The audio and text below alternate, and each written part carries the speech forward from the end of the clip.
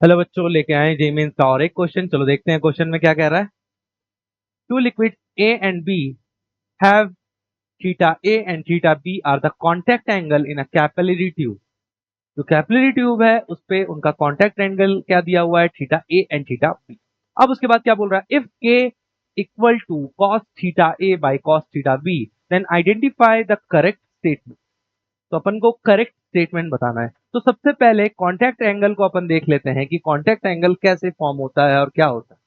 तो देखो, अगर ये हमारा कैपिलरी है और इस पे कोई लिक्विड इस तरीके से अपना मेनिस्कस फॉर्म कर रहा है, तो उसका अगर कॉन्टैक्ट एंगल बताना है तो उसका कॉन्टैक्ट एंगल क्या हो जाएगा, इसके साथ जो ये एंगल फॉर्म होता है इसी को अपन क्या बोलते हैं, कॉन्टैक्ट। ठीक है। तो इस केस में हमारा जो एंगल का वैल्यू है वो लेस देन 90 डिग्री है। तो इस तरीके के केस में अगर थीटा अगर लेस देन 90 डिग्री हुआ तो अपन इसको क्या बोलेंगे, कॉनकेव बोले, इसको क्या बोलेंगे, कॉनकेव। ठीक है। और अगर हमारा जो लिक्विड है कैपिलरी रेज में कुछ इस तरीके से कॉन्वेक्स फिगर बनाता है तो इसमें अगर अपन कॉन्टैक्ट एंगल निकालेंगे तो कॉन्टैक्ट एंगल क्या हो जाएगा, इसमें ग्रेटर देन 90 डिग्री हो जाएगा। और इस तरीके के फिगर को क्या बोलेंगे, कॉन्वेक्स बोलेंगे। ठीक है। तो चलो देखते हैं।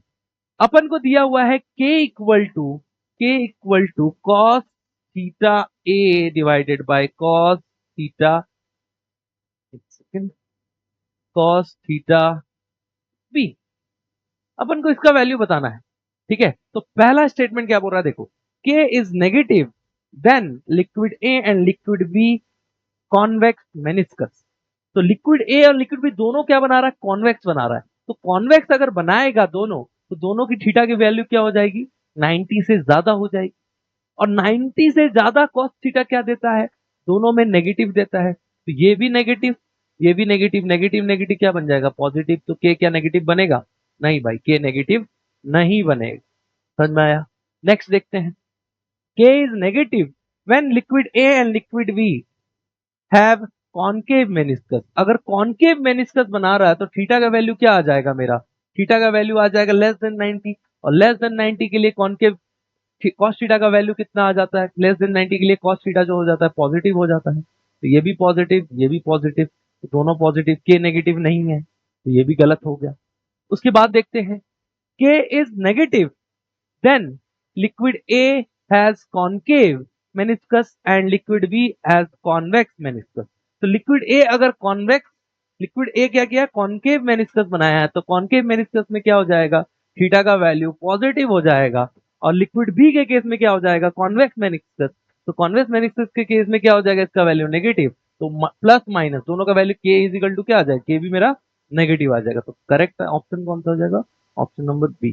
चलो ऑप्शन नंबर डी को भी एक बार देख लेते हैं कि डी कैसे हो सकता है।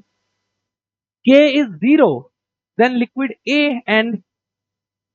A has convex meniscus and liquid B has concave meniscus। तो जीरो अगर करना है तो जीरो एक ही केस में पॉसिबल हो सकता है, अगर मेरा जो लिक्विड ए है वो कैसा बना रहा है, थीटा इक्वल टू 90 डिग्री। अगर 90 डिग्री बनाएगा तो कॉस थीटा ए का वैल्यू कितना हो जाएगा, जीरो। और जीरो अपॉन समथिंग कुछ भी ले लो अगर, इसका वैल्यू क्या हो जाएगा, जीरो। तभी मेरा के का वैल्यू क्या हो सकता है, जीरो। ठीक है। तो ये भी मेरा क्या हो गया, रॉन्ग। तो करेक्ट ऑप्शन कौन सा होगा, ऑप्शन नंबर सी। चलो